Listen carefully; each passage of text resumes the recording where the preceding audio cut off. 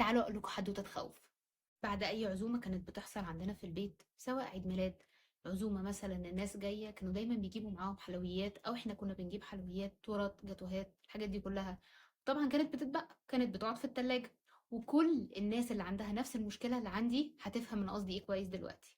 حاجه تفضل في التلاجة بايته معانا لحد تاني يوم، يفضل صوت في دماغي وانا رايحه جايه، حتى لو انا مش جعانه وانا عارفه ان انا مش جعانه. قومي كلي الحاجة دي دلوقتي، أنا حاسة بعدم أمان رهيب إن إحنا عندنا حلويات موجودة في التلاجة. طب عدم الأمان ده جاي من إيه؟ أنا خايفة ليه؟ ما هو أنتي هتضعفي وهتقومي تخلصيها مع إن أنتي عاملة دايت. يعني أنا في الوقت ده ممكن جدا أكون إن أنا كنت عاملة دايت، بس أنا خايفة من نفسي وخايفة من الأكل لحسن أقوم واكل الأكل ده وأخلص على الأكل ده. بفضل في صراع نفسي رهيب، رايحة جاية رايحة جاية طول الليل لحد ما في الآخر، وطبعا كلنا عارفين مين اللي بينتصر. الصوت اللي بيقول لك قومي كلي الحاجة اللي في التلاجة، فبقوم باكل بشراهة رهيبة.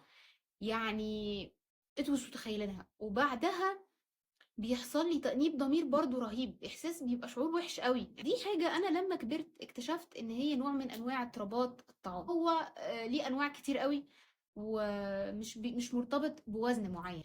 بس الحافز الرئيسي اللي هيخليك ان انت تحتفظ بوزنك بعد ما تخس، سواء خسيت بعملية او خسيت بالحقن او خسيت بالدايت، هي ان انت تصلح علاقتك بالاكل. اصلاح العلاقة بالاكل هي رقم واحد، مش نظام الدايت اللي انت هتمشي عليه ولا ورقة الدكتور اللي انت هتمشي عليها. انت لو صلحت علاقتك بالاكل الاول كل حاجة هتتظبط.